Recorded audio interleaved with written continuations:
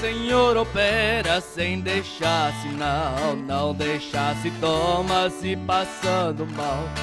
Sem anestesia e o paciente jamais sente dor.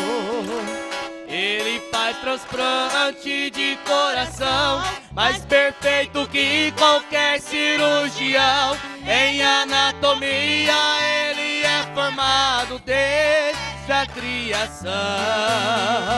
Faz o paralítico saltar de alegria, não precisa fazer fisioterapia. E ao homem cego toca nos seus olhos e faz ver a luz. Ele cura a lepra chamada pecado e alivia o coração angustiado. É maravilhoso, o médico dos médicos, o doutor Jesus.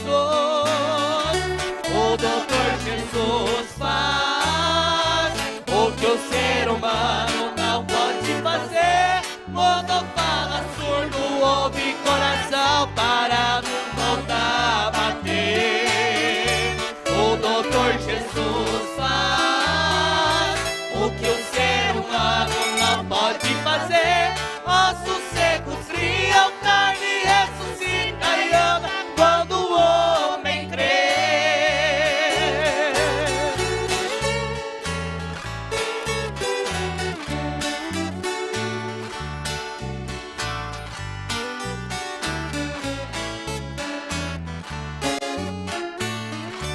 O doutor Jesus curou a Bartimeu quando ele entrava lá em Jericó. E lá em Betânia, no túmulo de Lázaro, o doutor chorou. Quando ele chamou, o morto ouviu, e da sepultura Lázaro saiu. E a multidão que assistia a todos se maravilhou. O doutor Jesus transformou água em vinho, multiplicou peixes e também um pão. O doutor Jesus foi morto no madeiro, sem compaixão, mas até a morte ele resistiu. E ao terceiro dia o túmulo se abriu, com poder e glória pra nossa vitória ele ressurgiu. O doutor Jesus faz o que o ser humano não pode fazer. Mudo fala, surdo ouve, coração parado volta a bater. O doutor Jesus faz o que o ser humano não pode fazer. Ossos secos criam carne, ressuscita e anda quando o homem crê. O doutor Jesus faz o que o ser humano não pode fazer. Mudo fala, surdo ouve, coração parado volta a bater. O doutor Jesus faz o que o ser humano não pode fazer. Ossos secos criam carne, ressuscita e anda quando o homem crê. Ossos secos criam carne, ressuscita e anda quando o homem crê.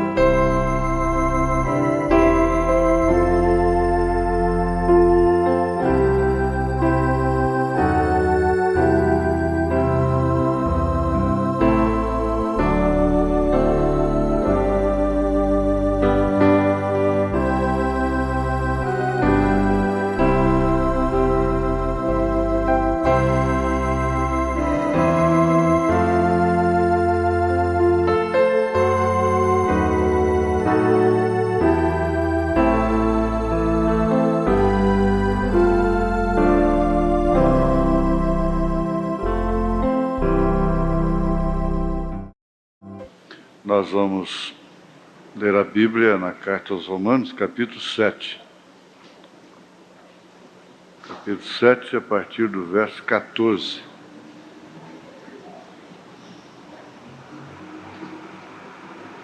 Podemos ficar de pé, depois a gente faz a leitura, depois a irmã canta, não é?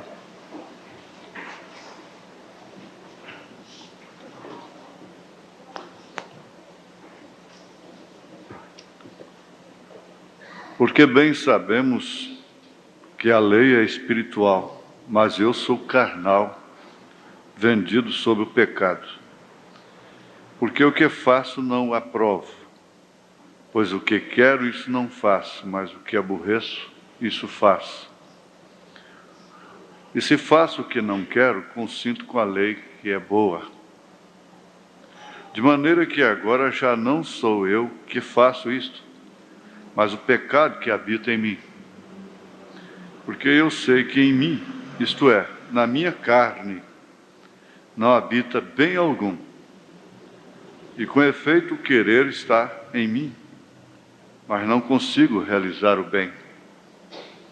Porque não faço o bem que quero, mas o mal que não quero, esse faço.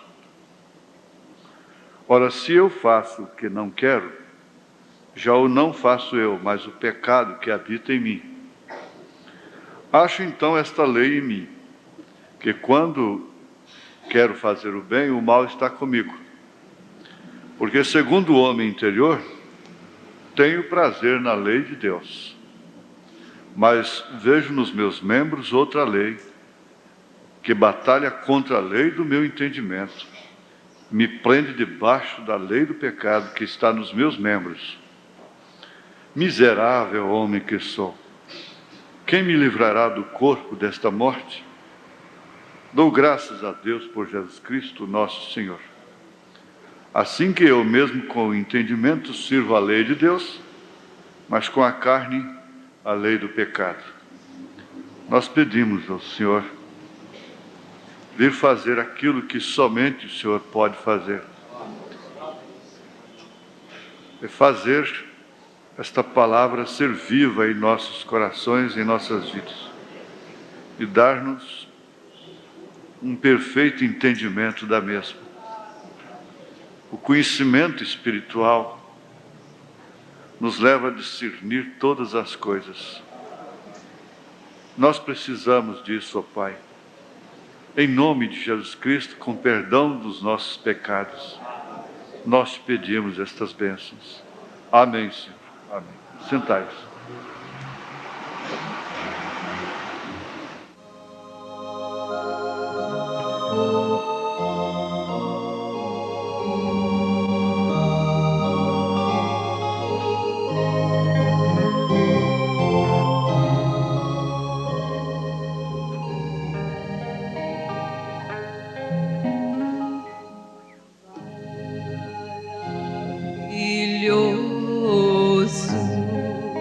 Ó Jesus amado,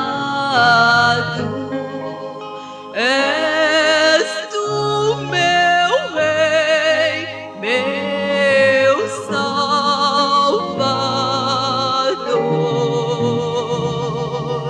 A tua glória, os céus e a terra celebram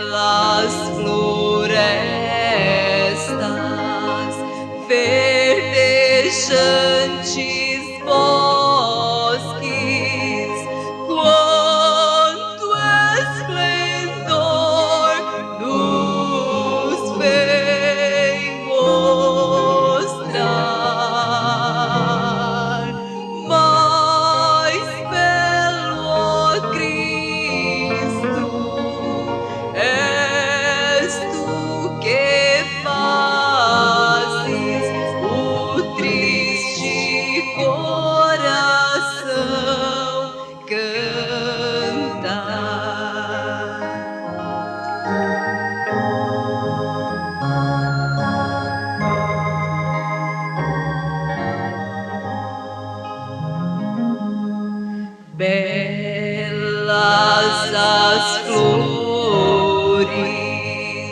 e os ditosos sonhos da juventude em seu fulgor. Mais cedo bastam e tão somente tu permaneces, ó Senhor. Toda beleza que enche os céus e a terra é esplendor da tua luz. Nada, minha alma, é mais querido que tu, Senhor meu Deus, Jesus.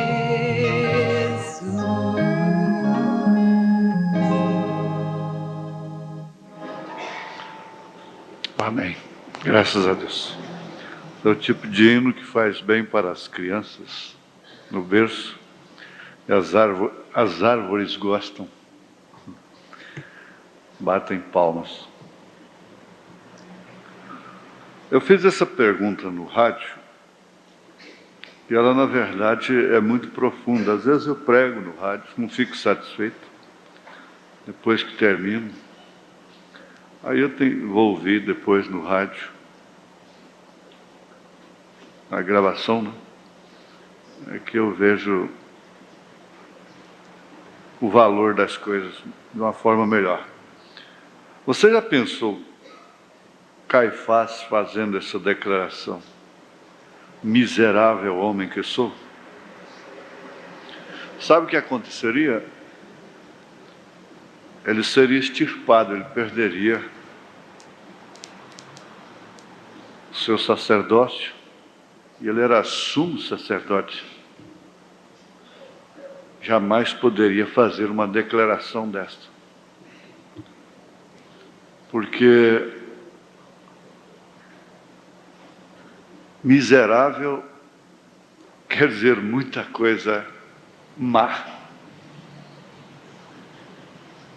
Termina sendo um desgraçado, indigno de compaixão, pobre. Então ele seria apedrejado se ele fizesse esta declaração que Paulo faz aqui na carta aos Romanos, capítulo 7. Parece que essa carta, esse capítulo, mais propriamente dito,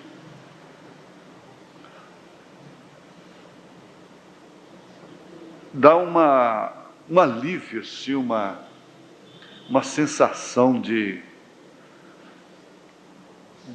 vamos dizer, eu não diria de comodismo. Isso seria terrível, não é? Mas uma sensação de segurança até.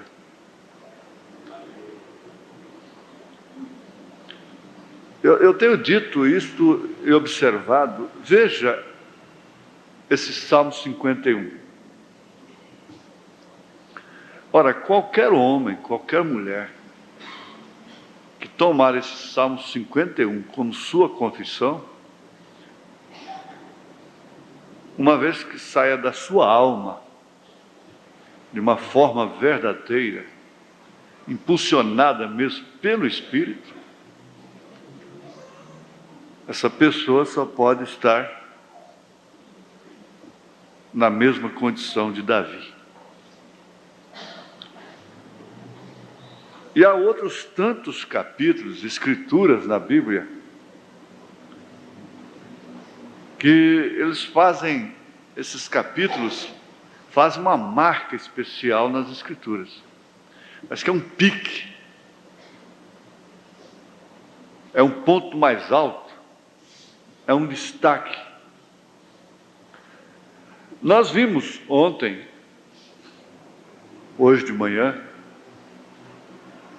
que pode-se pregar todos os mistérios que há na Bíblia, nada vai exceder do que aquilo que aquele ladrão viu lá no Calvário. E por isso clamou: lembra-te de mim quando entrares no teu reino. Eu fiquei muito gratificado com aquilo. Francamente, quando eu estava ouvindo hoje de manhã, parece que é outra pessoa que está pregando. Eu fiquei muito gratificado porque eu vi realmente a simplicidade que o profeta usou, e ele encabeçou. Ele não pôde pregar os 7 selos, revelar os selos, sem pregar, em primeiro lugar, Deus escondido e revelado em simplicidade. Esse compêndio, esse emaranhado de coisas que a teologia cria, e que mesmo nós precisamos de tantos detalhes e coisas assim, termina tudo naquilo. Lembra-te de mim quando entrares no teu reino. Aliás, nós não vemos ele ali dizendo: eu estou arrependido, me perdoa. Está dizendo: lembra-te de mim quando entrares no teu reino. Parece que é a oração do Gim. Jesus, aqui está o Gim. Simplifica tanto, mas tanto mesmo, que a gente vê o sentido daquele desafio, aquela pergunta, aquela interrogação que Paulo faz na sua primeira carta aos Coríntios, capítulo 2. Onde está o sábio, o inquiridor desse século? Se a coisa é tão simples. É uma mulher que é salva na hora de ser apedrejada, banhando seus pés com lágrimas, passando o cabelo nos seus pés, ungindo com unguento e ouvindo dele: perdoados estão os teus pecados. Ela não teve que saber muita coisa, ele não teve que saber nada. Ele viu tudo que toda a revelação da Escritura faz, de Gênesis a Apocalipse.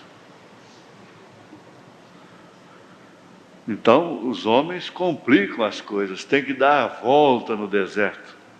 Coisa que podia ser feita, se tu quer dizer, uma criança que nasceu ao sair do Egito, ela suportaria chegar na terra prometida sem trocar a fralda com a qual ela tinha saído. Poderia chegar assada, sofrendo lá, mas chegaria com a primeira fralda ainda. No entanto, ela chegou lá com 40 anos de idade. Vocês já pensaram, hein? Pensaram nisso um pouquinho?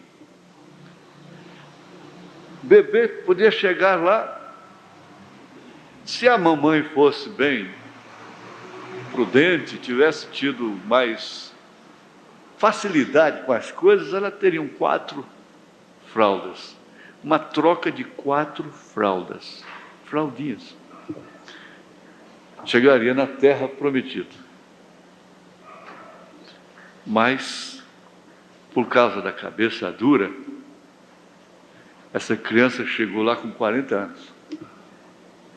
Se chegou, se não murmurou no caminho, se não entrou pelo caminho de seus pais, muitos deles morreram com os pais, como os filhos de Acã. Então, vejam como nós complicamos as coisas.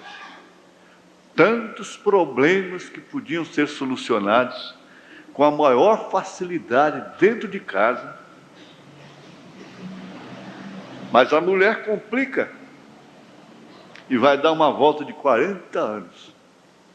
Chama um juízo. O número 40 é o número do juízo. Chama um juízo para si, para toda a família.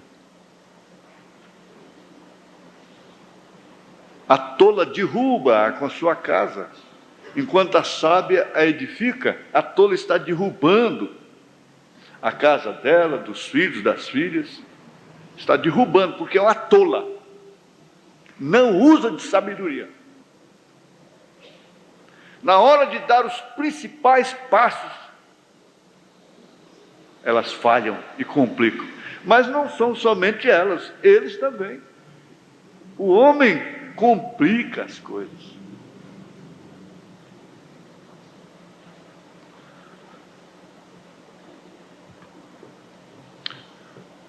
Agora eu quero ver aqui, voltando para o capítulo 7 de Romanos, o irmão Branham dizendo aqui na mensagem Perguntas e Respostas, número 15, parágrafo 98. 98. Ele vai responder uma pergunta desesperadora, desesperada.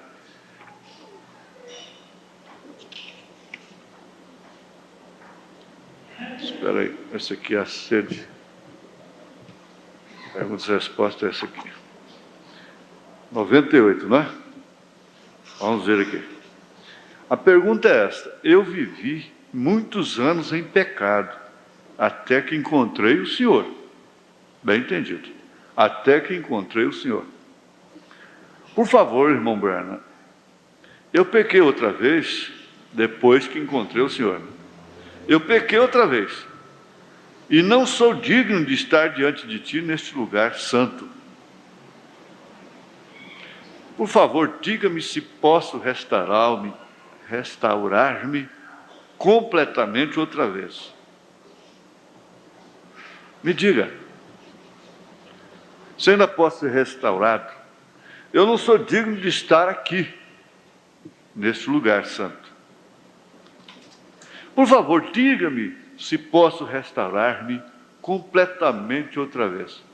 Porque a pessoa, quando cai nessa situação, ela entende que uma restauração parcial não resolve. É botar vinho novo em odre velho, um remendo, um pano novo, um vestido velho. Você que é dona de casa sabe disso. Qualquer pessoa de bom senso entende o que vai acontecer. O rombo será maior. Porque o pano velho não sustenta a costura, a linha. Então, essa pessoa aqui estava interessada numa restauração completa, outra vez. Então, o profeta simplesmente diz sim. Mas ele vai mais adiante, dizendo: você não pecou, meu amigo, entre parênteses, né? Tanto assim para Deus...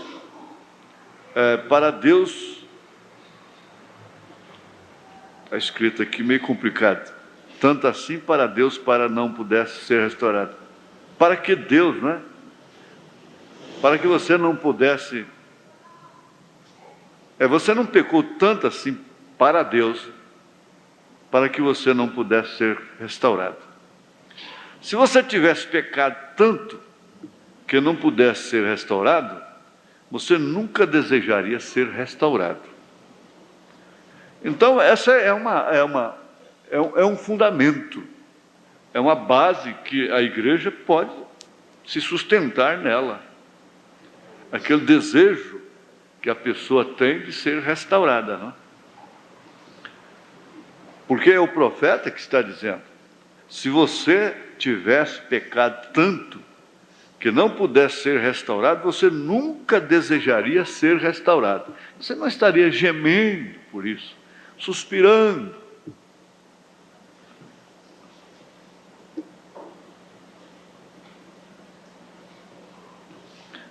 Mas desde que haja algo tratando em seu coração, você continua na linha de restauração. Culpado no mínimo é culpado no máximo. Disse ele: eu pequei muitas vezes, todo dia, cada um de nós faz coisas que não queremos fazer. Portanto, pecamos. Está em nosso coração. Você não deseja estar desta maneira, ou você faria esta pergunta? Digo, você não faria esta pergunta. Para começar, você nem estaria aqui. Vem? Isto é, na verdade, uma prova que Deus continua tratando com você.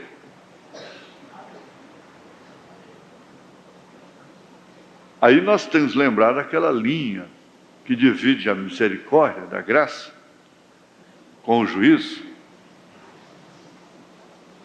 E aquilo que está escrito lá em Hebreus, capítulo 2, né? Se hoje ouvirdes a voz do Espírito Santo, não endureçais os vossos corações, como eles fizeram lá na provocação, naquele dia, no deserto. Provavelmente você está nervoso, e Satanás está lhe dizendo que você não pode ser restaurado. Ele está mentindo, com certeza. Ele está. Porque, veja, se há um fundo clamando, tem que haver um fundo para responder essa chamada, este clamor. Tem que haver um fundo para responder. Se há uma fome por algo, aquele algo tem que estar em alguma parte, ou você não teria fome por isto, por uma coisa que não existe.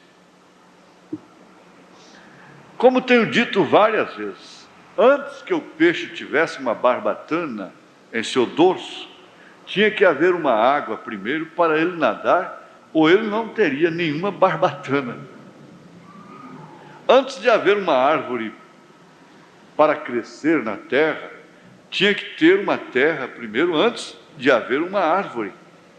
Porque a terra tinha que existir primeiro para a árvore crescer. Agora, antes de haver uma criação, teria que ter um Criador para criar a criação. Vem o que eu quero dizer? Agora, desde que você está desejando e está faminto para voltar para Deus, há um Deus em alguma parte te chamando, vem. Ou você não estaria faminto. Aí está um Criador. Agora, se você, há um lugar que você pode atravessar, onde você não pode voltar. Mas quando isso acontece, você está lá embaixo outra vez, na mesma forma que estava. Você não está desejando nenhuma restauração. Isto é para apenas te mostrar que você caiu da graça. Apostasia não é perdição. Eu quero que alguém me diga onde a apostasia é a perdição. E prove isto na Bíblia. O apóstata não está perdido. Ele está apenas fora do companheirismo. Israel se apostatou, mas eles nunca perderam o seu pacto. Eles perderam seus louvores, sua alegria, a alegria da sua salvação, como aconteceu com Davi. Davi perdeu o gozo da sua salvação, no Salmo 51. Quando ele tomou Betseba, a mulher de Urias, mas ele nunca perdeu a sua salvação. Ele nunca disse, restaure a minha salvação. Disse, me restaure o gozo da minha salvação. Existem muitos destes legalismos hoje, o não toque, não prove. Você não pode fazer as coisas com legalismo. Essa resposta ela é muito grande. Eu não vou ler toda. Mas ela é bom que isto fica na fita, bem específico. Você deve anotar, principalmente pregadores, no rodapé de Romanos capítulo 7, como eu faço, está tudo cheio de referências aqui. Você põe no rodapé perguntas e respostas, número 15. Você não tem que escrever perguntas e respostas, PR, número 15, você já sabe que é perguntas e respostas, né? Perguntas e respostas, número 15, 98. reticência, quer dizer, 98 em diante, não é? A reticência, quer dizer, tem mais pela frente. Então, isso aqui, naturalmente, não leva a pessoa ao comodismo. Um capítulo desse aqui, Deus sabia perfeitamente que ele era indispensável. A Bíblia é sagrada. Portanto, a Bíblia estaria incompleta sem esse capítulo 7 da carta aos Romanos. Não é verdade? Agora, voltando ainda dentro desse quadro, na perguntas e resposta, na PR 4, né? Parágrafo 26. 26. Nós vamos ver aqui. Eu só pego a mensagem sede. Estou com sede de chegar na mensagem sede. 26.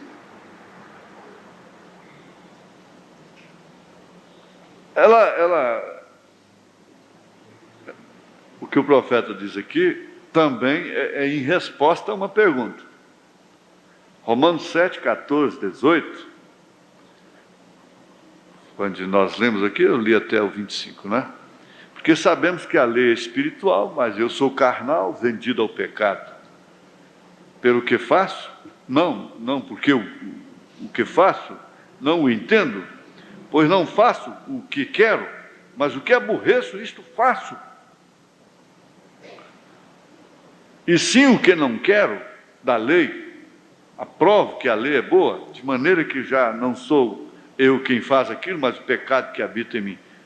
Aí o irmão diz assim, não posso entender isto. Então o profeta passa a responder, ele disse, bom, escreveram a Escritura, isso é Paulo falando aos Romanos. Agora ele disse, bondosamente, permitam-me polir isto, para que assim possam ver. Ele disse, há duas pessoas em mim.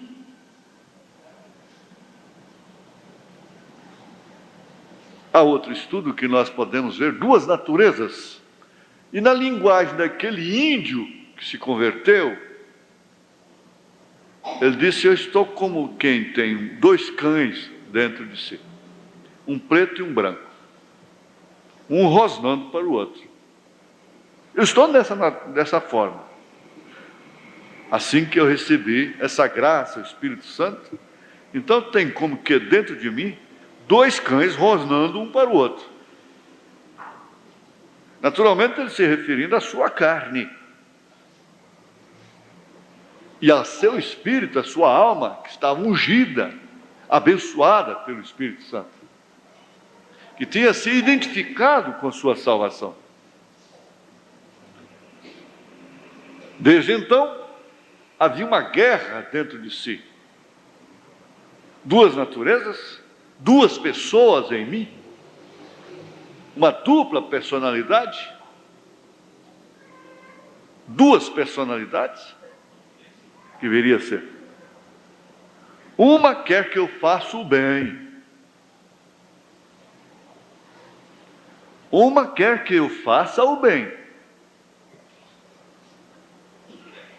que eu proceda somente de uma maneira correta, fiel, que eu possa vencer as obras da carne, que é malícia, maledicência, gritaria, contenda, fuxico, conversa, competição dentro da igreja, e esse entra e sai, essa coisa, e rabo de olho, essa coiseira toda.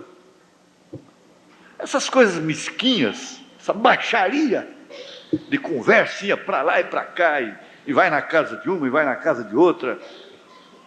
Essa baixaria, vamos dizer, e assim emburrar um com a outra, as amigas e essa besteirada.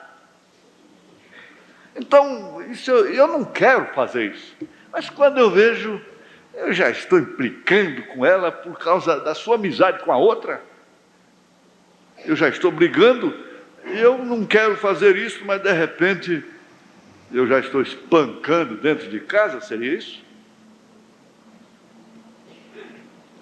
Uma quer que eu faça o bem, a outra quer que eu faça o mal. Agora, carne é carne. Não tem diferença. Não tem diferença. Não tem cor. Pode ser de cor escuro, branco, vermelho, amarelo, seja que for. Carne é carne. Toda carne é igual. Há bandidos, assassinos, miserável, fascínio, não é mesmo? Com o bom cidadão. É carne. Carne é carne.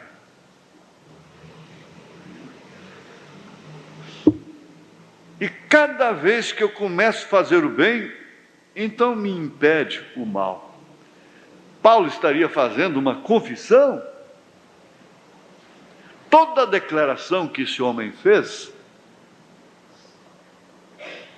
implicou todo o sistema humano que luta pela vida eterna, que aceita a vida eterna. Envolveu a igreja de uma maneira total, absoluta, em todos os seus aspectos. É tanto assim que depois ele escrevendo aos Coríntios, ele diz, olha, há vasos numa casa que são menos honrosos.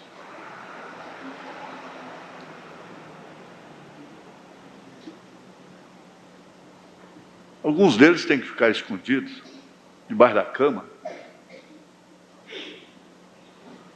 Mas, no entanto, são necessários. Ele disse, uns são membros que são mais desonrosos, aos quais nós damos mais honra.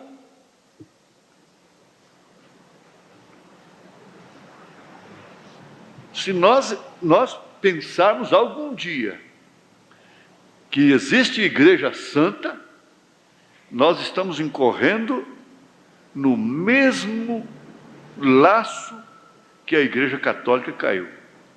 Por isso eles falam, a Santa Igreja Católica. Não há igreja santa.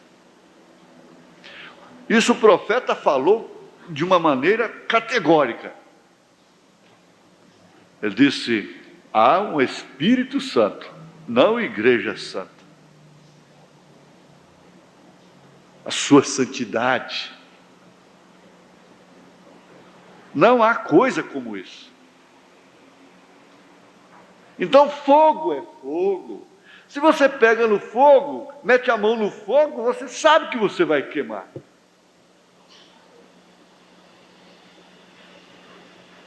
E a inclinação, a inimizade da carne, a inimizade contra Deus. Ela não herda o reino dos céus. A carne e o sangue não herdam. Então o profeta vem e mostra assim, para o lado que a árvore está inclinada, é que ela vai cair. Você pode perceber as suas inclinações. A menina vai crescendo, a gente já vai percebendo, os pais devem ter luz para isso. Já percebe a inclinação daquela menininha. Já percebe a inclinação daquele menino. Já vai percebendo quais são as suas inclinações, as coisas pelas quais ela tem mais curiosidade, dedica mais atenção.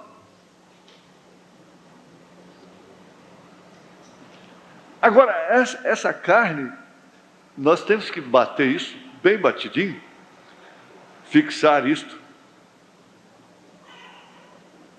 Ela é a mesma, sendo que ela tem uma inclinação natural, como a lei da gravidade. Nós vimos ali que São Martim, mensageiro da terceira era de Pérgamo, ele foi apanhado pelos seus inimigos e amarraram numa árvore, no morro, numa montanha.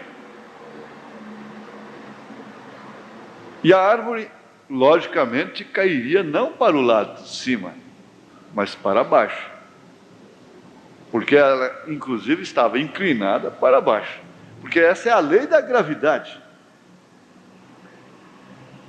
Se eu solto um peso aqui, ele não vai para cima. A menos que tenha saído da gravidade, né? Ele vai para baixo, naturalmente. Então, amarraram-no na árvore para o lado que ela ia cair. E foram cortando. Era um massacre que eles queriam fazer. Queriam deleitar, se deleitarem na sua morte. Uma morte penosa, de guerra psicológica, que muitos ficam fazendo uns com os outros. Então foram picando, na hora da árvore cair por cima do nosso irmão, ela virou contra a lei da natureza, contra uma lei que Deus criou, o próprio Deus criou, contra a lei da gravidade. Ela virou e caiu por cima daqueles que estavam tentando, certos que matariam São Martim. Então ela caiu ao contrário. E somente aquele mesmo poder pode mudar essa inclinação que nós temos. É aquele mesmo poder.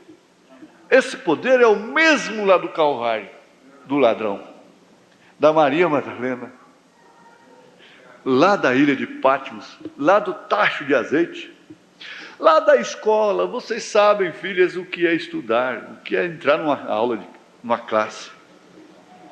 Vocês sabem o que significa isso. É um inferno, é uma desgraça. É a mesma lei. Esse é o poder vivificador. Aí ele diz: quantas pessoas nesta manhã, na entrevista, às quais tem ocorrido essa mesma coisa, nesta manhã veio a mesma coisa, o mesmo assunto, porque esse é o problema do dia, é o problema da hora.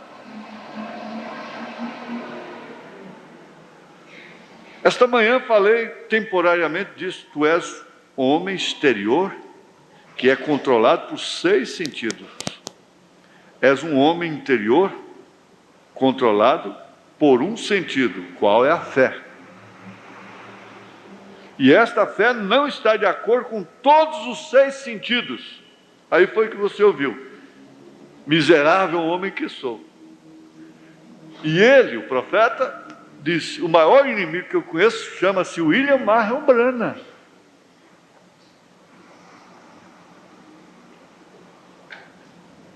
Isso quer dizer, eu. Com isso ele estava fazendo a mesma declaração: miserável homem que sou, como carne. E esta fé não está de acordo com os 6 sentidos.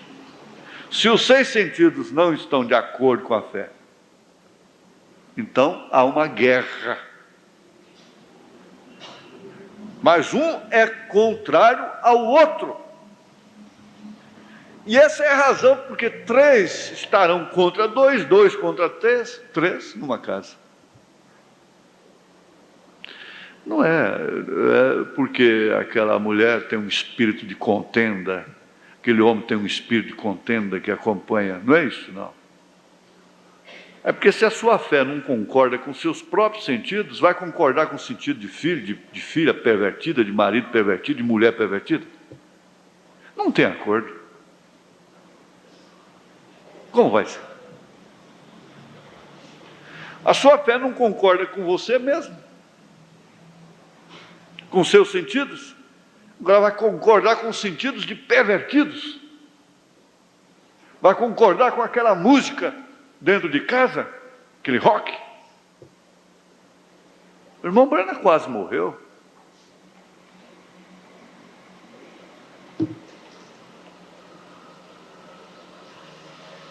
quando sua filha se envolveu com aquilo. Agora, enquanto os 6 sentidos estiverem de acordo com a fé, o que é muito custoso. Isso quer dizer, quando a sua fé luta e passa por cima deles e amarra-os e domina-os, então isso fica maravilhoso, né? Porém, quando os 6 sentidos não estão de acordo com a fé, então deixe quietos os 6 sentidos. Vê se você consegue. Agora aqui, por exemplo, Jesus fez um comentário, uma promessa. O homem interior diz que é verdade. O homem exterior arrasou-a, que não pode ser verdade para você. É uma pena, não é? A gente, veja, é muito grande isso aqui, ó. Aí vem o índio aqui, ó. É muito extensa, mas você pode levar. Perguntas, respostas, número 4, anotou aí no rodapé de sua Bíblia. Toda a Bíblia deve ser rabiscada. Rabiscada de uma maneira racional, é claro, né?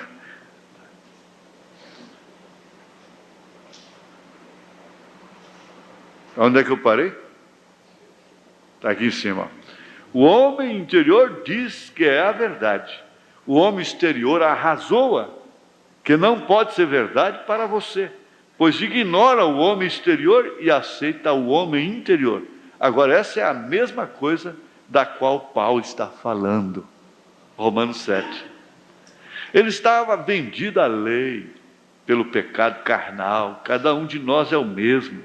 Essa é a razão pela qual temos problemas que temos. Essa é a razão pela qual nós damos volta de 40 anos. Aí temos problemas que temos de casar 4 ou 5 vezes. Problemas no casamento. Toda essa classe de pecado e adultérios e tudo demais juntamente em nossas vidas. É por causa dessas coisas. Somos carnais. Ele escreveu à igreja de Corinto: eu não posso falar a vocês como espirituais, porque ainda há contenda entre vós, ainda há baixaria entre vós.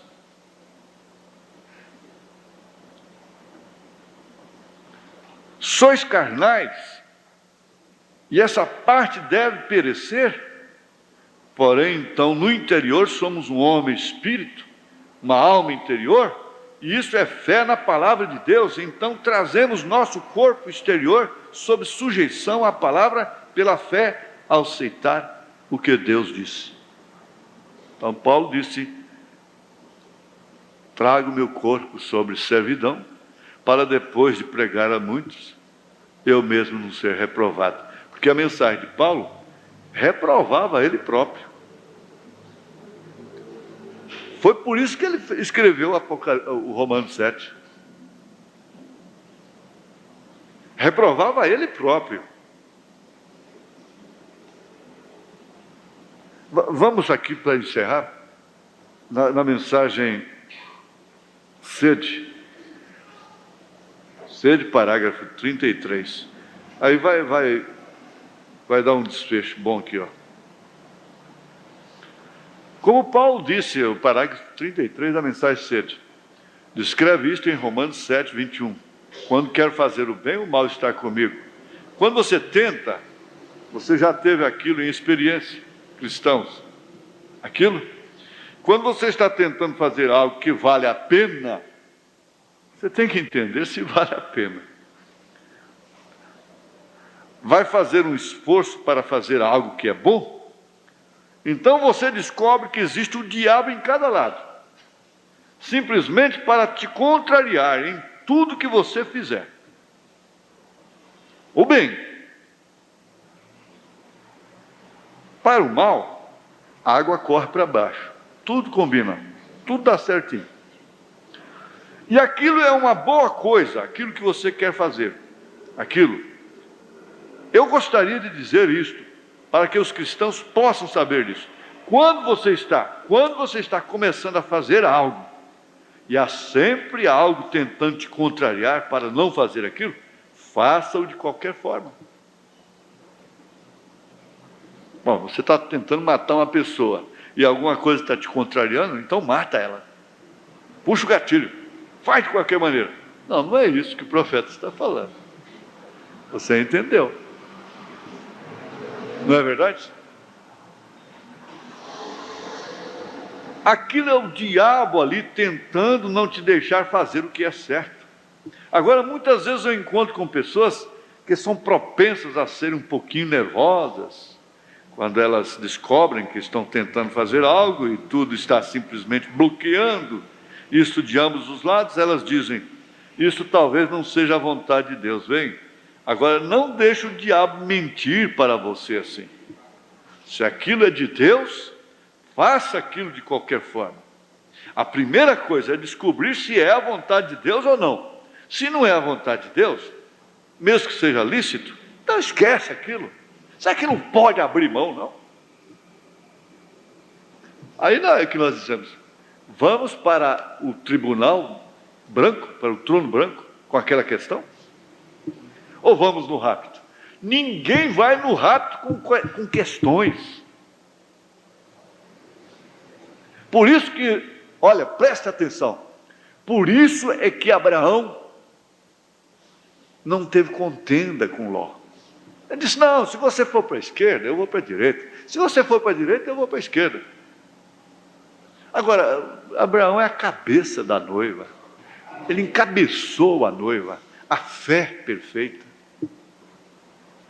Ele encabeçou a fé perfeita. Não vamos brigar não, para que isso? Não precisa disso. Se você for para a esquerda, eu vou para a direita. Se você for para a direita, eu vou para a esquerda. Pronto. É tão simples, mas queremos é complicar. Tem que sofrer. São os nossos sentidos, não é?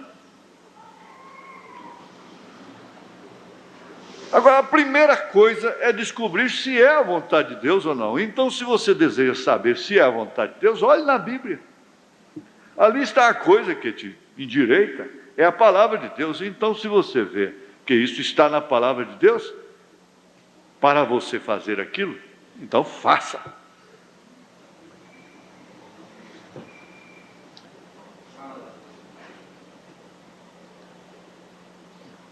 Eu anotei aqui dizendo assim, eu gostaria de estar com Paulo no capítulo 7.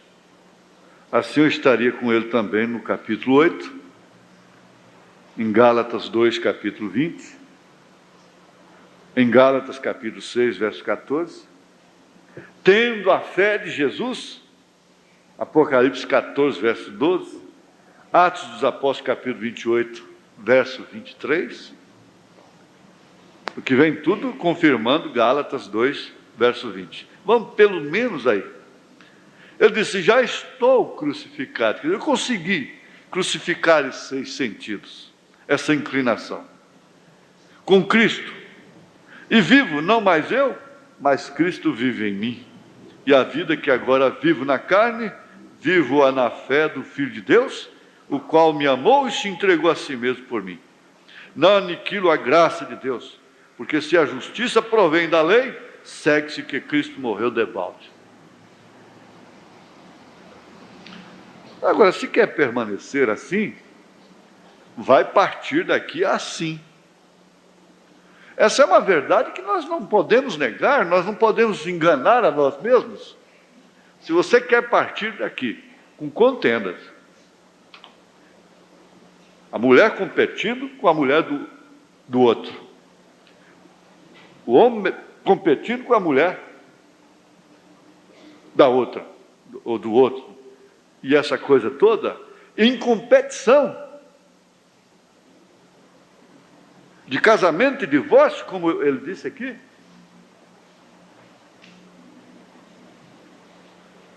disputando homens, moças disputando homens casados.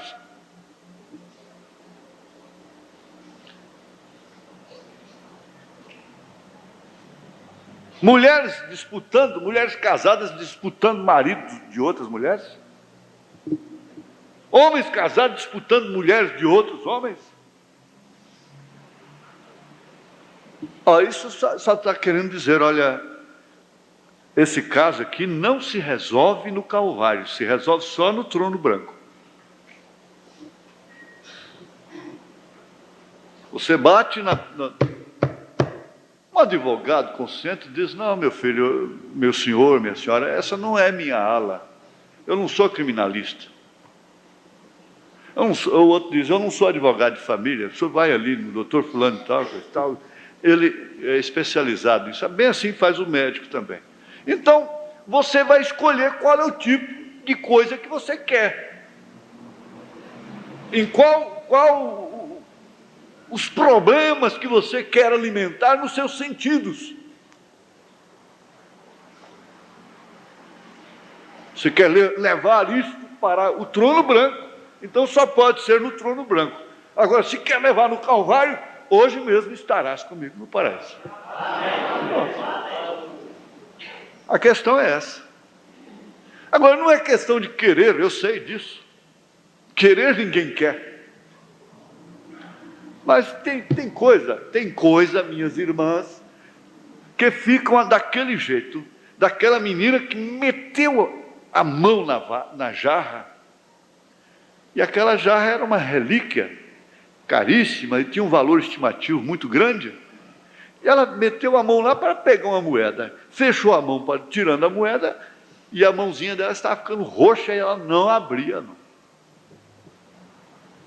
E eles não queriam quebrar, porque era valor estimativo muito grande, era uma relíquia.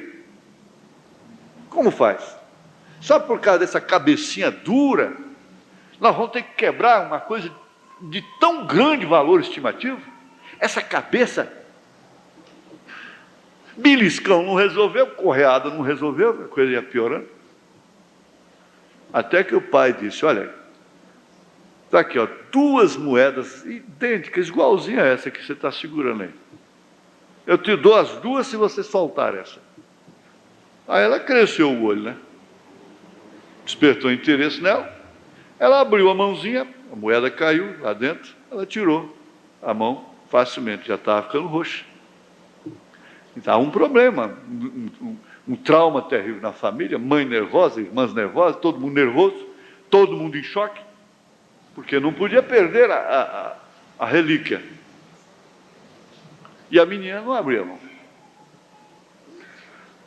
Agora, não é outra coisa que Jesus faz com a gente. Fala, abre a mão, solta isso aí, eu te dou muito mais.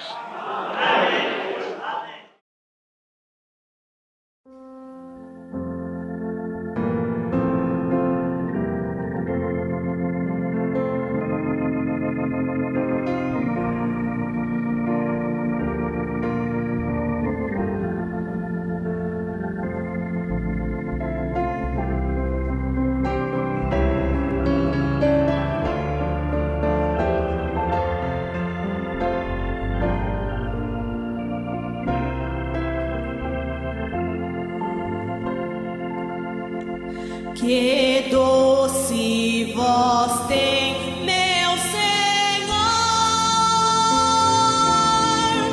voz de amor tão terna e preciosa, que enche o coração da consolação que só crente goza.